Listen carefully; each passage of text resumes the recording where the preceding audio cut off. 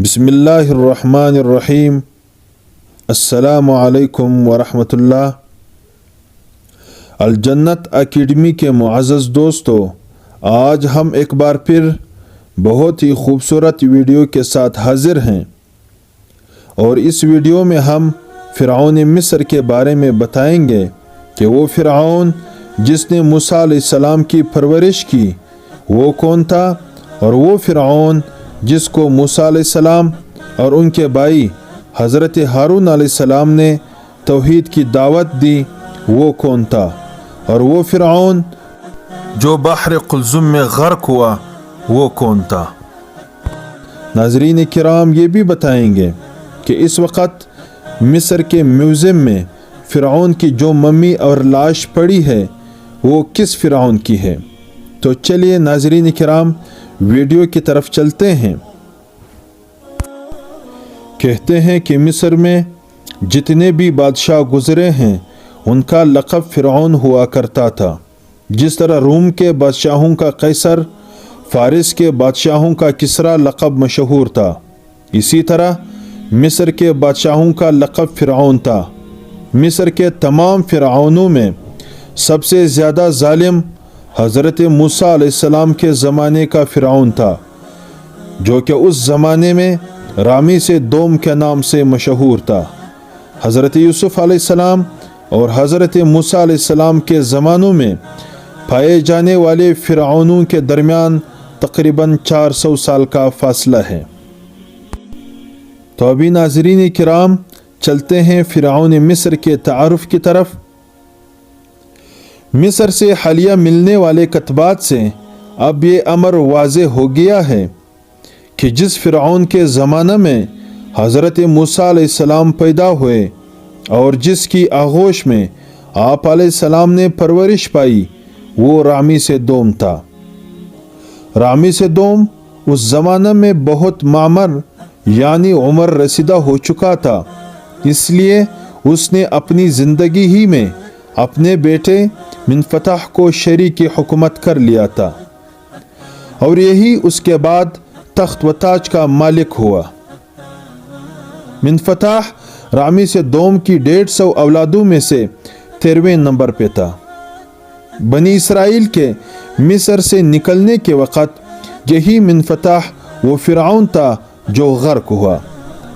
رامی سے دوم کا تعلق مصر کے 19ویں حکمران خاندان سے ہے۔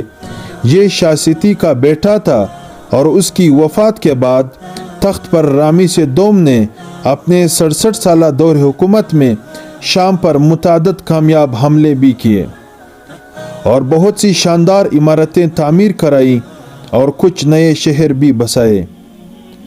اس نے ایک شامی شہزادی سے شادی کی جس کا نام ارماس نفرا را رکھا گیا۔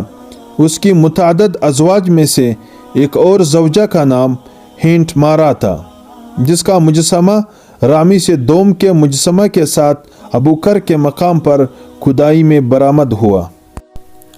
رامی سے دوم کی حنوط شدہ لاش 19ویں صدی کے اواخر میں باب الملوک کی وادی کی کھدائی میں برآمد ہوئی ہے۔ یہ لاش ایک چوبی تابوت میں رکھی ہوئی تھی، اس پر 3 کتبے کندہ تھے۔ پھر بھی بعض ماہرین آثار قدیمہ کو اس بارے میں کچھ شک تھا کہ یہ واقعی رامی سے دوم کی لاش ہے۔ بالآخر شک دور کرنے کی خاطر مپیروں نے اوپر لیٹے ہوئے کپڑے کو ہٹایا اور لاش کے سینے کے کفن پر روشنائی سے لکھا ہوا ایک واضح کتبہ دیکھا، جس نے ہمیشہ کے لیے ان شکوک کا خاتمہ کر دیا اور قطعی طور پر یہ ثابت کر دیا کہ یہ رامی سے دوم ہی کی لاش ہے۔ 1 جون 1886 میں اس لاش کو کھولا گیا۔ یہ لاش اب قاہرہ کے عجائب خانے میں محفوظ ہے۔ رامی سے دوم نے تقریباً 110 سال کی عمر پائی تھی اور بیمار ہو کر فطری موت مرا۔ یہی وجہ ہے کہ اس کا جسم نہایت لاغر اور کمزور ہے، برخلاف اس کے کہ اس کے بیٹے منفتح نے اچانک بحر قلزم میں غرق ہو کر جان دی۔ یہی وجہ ہے کہ وہ تنومند اور صحت مند نظر آتا ہے، اور اس کی لاش سے बीमारी के कोई आसार जाहिर नहीं होते। यहाँ ये बात और जान लेनी चाहिए कि कुरान मजीद में हज़रत मूसा अलैहिस्सलाम के किस्से के सिलसिले में 2 फ़िरऔनों का जिक्र आता है। एक वो जिसके ज़माना में आप अलैहिस्सलाम पैदा हुए और जिसके घर में आप अलैहिस्सलाम ने परवरिश पाई।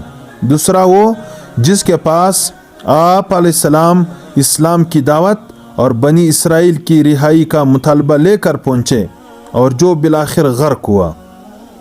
मौजूदा ज़माना के मुहक्किकीन का आम ऐलान इस तरफ है कि पहला फ़िरऔन रामी दोम था, जिसका ज़माना हुकूमत 1235 से 1292 क़ब्ल मसीह तक रहा, और दूसरा फ़िरऔन मिनफतह या मिनफताह था, जो अपने बाप रामी दोम की ज़िंदगी ही में शरीकी हुकूमत हो चुका था और उसके मरने के बाद सल्तनत का मालिक हुआ।